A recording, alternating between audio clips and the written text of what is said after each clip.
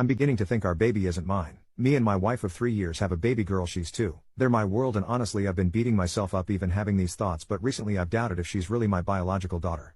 We have similarities, but there are certain things that have me second guessing. My wife and I both have green eyes, I'm mixed, and she's Italian and American. My baby has brown eyes. I know it's impossible for two green-eyed parents to have a brown-eyed baby, but I've read it's rare. A few years back I had to travel for work and I had my suspicions of my wife cheating, but the thought alone brought me to tears. I discussed it with her and she assured me she was loyal to me. She has cheated in her previous relationship, but I didn't want to judge based on that because she was in high school and we've all done dumb shit we regret as kids.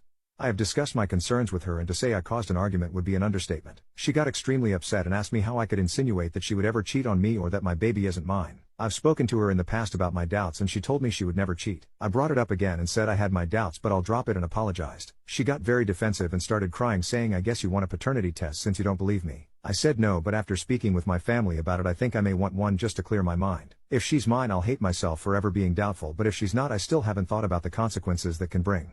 She is my daughter and I love her no matter what, but what will that do to my marriage? This has caused me so much internal conflict and I've spent nights crying thinking I could be making the biggest mistake of my life. If anyone has any advice or has been in a similar situation from mine or my wife's perspective, it would be greatly appreciated.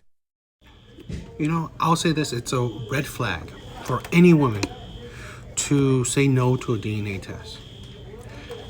It's not necessarily about not trusting you. It's about reassurance. It's about the comfort of knowing. Women can never understand the fear of a man. One of the biggest fear of a man is raising someone else's child, knowing that finding out his child is not his. Women automatically know a child is theirs. It is like 99% of the chance where, unless the hospital doesn't make a mistake, 99% of the time, they know this child's theirs. A man cannot know for sure. There's no reassurance for a man besides the word of a woman. And I'm sorry. As much as you love someone, as much as you supposedly should trust somebody, in life, nothing, right? Rarely, there's very few things that is certain, right, in life. Maybe death, maybe taxes. Definitely death and taxes, but not many else is certain. For a woman, even, there could be, like I said, messes with the hospital. So not even that is 100% certain. So for a man, definitely your child is not even close to 100% certain. Not close. So it's not about a man not trusting you. It's a man that he wants reassurance. That's just it. Because you can never understand that you would hear these stories of a man trusting his wife 100%. And then finding something happen to his child where he has to give blood. And to find out that he's not compatible with his child.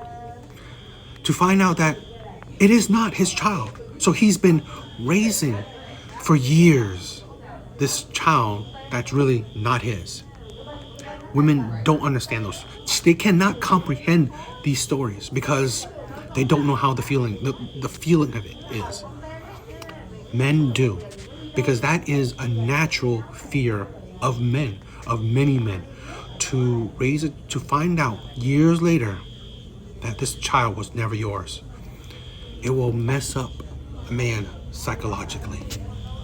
Update: I'm beginning to think our baby isn't mine. This conversation with my wife isn't new, but from the point where I made the comment she's been very cold and threatening our marriage, saying I better not get the test done behind her back, and she also would not allow it to happen at all. I read comments from a lot of women saying they'd be pissed too either way if the test positive or negative from mistrust, so I thought that was the case.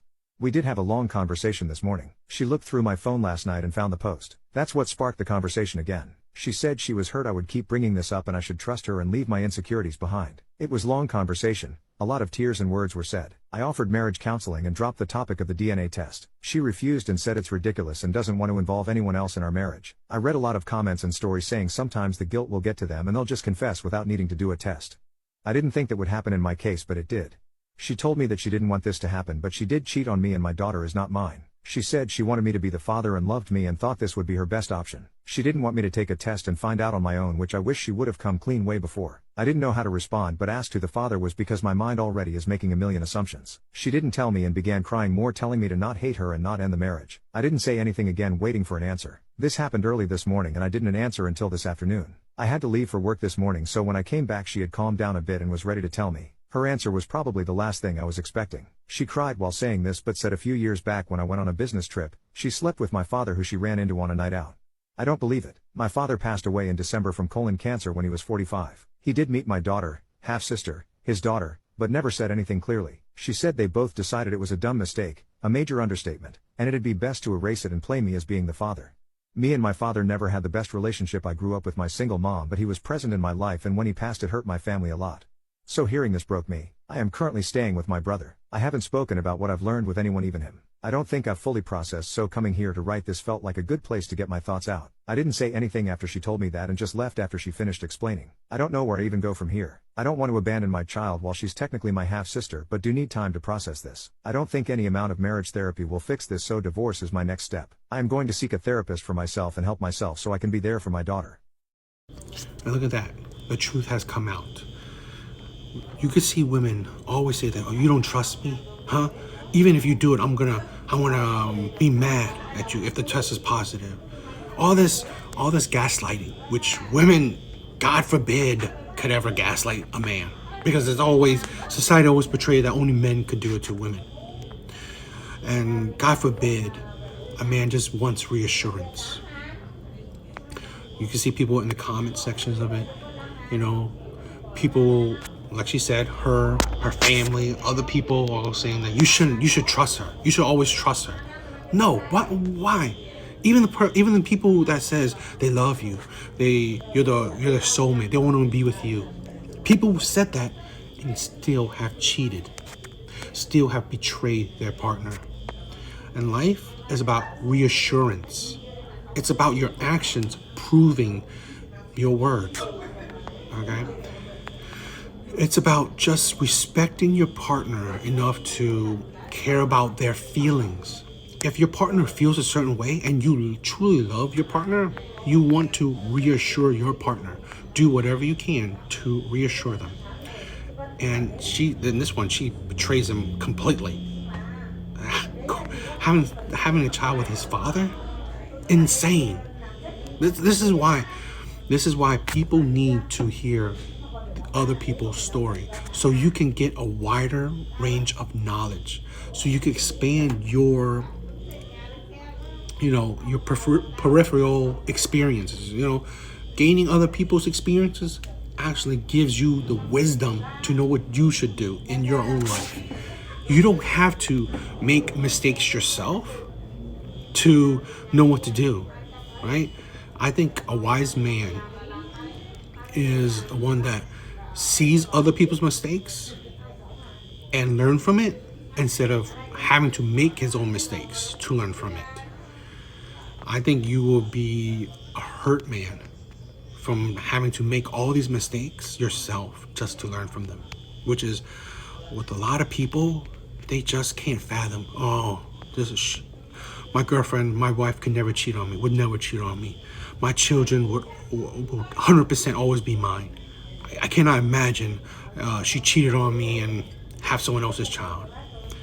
Those are the type of men that will be burnt because they will be betrayed. They will be hurt. And those are the type of men that would commit suicide because their world will shatter because they delude themselves on possibilities. It's just sad.